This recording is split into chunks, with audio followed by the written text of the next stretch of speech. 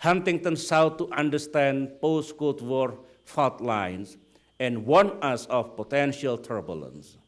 This is not a trivial reminder. Civilization issues arrive in modern politics. As policymakers, our job is to prevent such prognosis from becoming reality.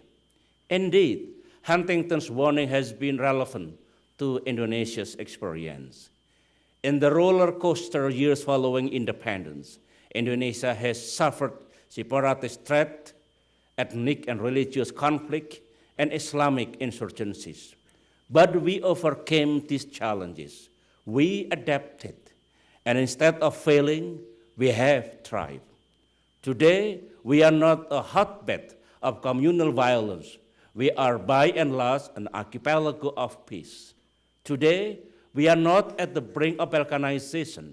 We have instead fortified our national identity through successful, peaceful national elections.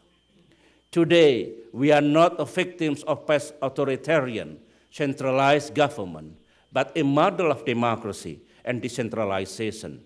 Today, we are not paralyzed by financial crisis, but forging ahead with sweeping reforms of our financial and industrial structure. And Indonesia today is a dynamic emerging economy, enjoying one of the highest growth rates in Asia after China and India. Thus, no matter how deep and seemingly divisive the civilizational forces facing Indonesia, the ethnic differences and religious conflict, we overcame them. This is despite the enormous challenges of democracy and development that still confront us. Please do not misunderstand me. I am aware of the painful realities of our world. I am aware of the 4,000 years of painful relation between Judaism, Islam, and Christianity. I am aware of traumatic collective memory that is not easy to erase. When dealing with matters of faith, we face basic human emotion that predated modern state. These emotions are complicated, stubborn, and will likely become more problematic as religiosity intensifies worldwide. According to some estimate, Islam will be the world's largest religion by 2025, accounting for some 30% of the world population. And indeed, Islam is currently the fastest growing religion in the United States. As religiosity increases, so will the politics of identity. And aided by globalization and technology, extremism and radicalism can only grow.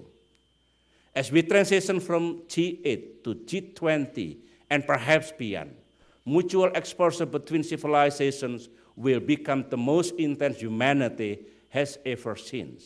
Perhaps we will even see the emergence of a global civilization.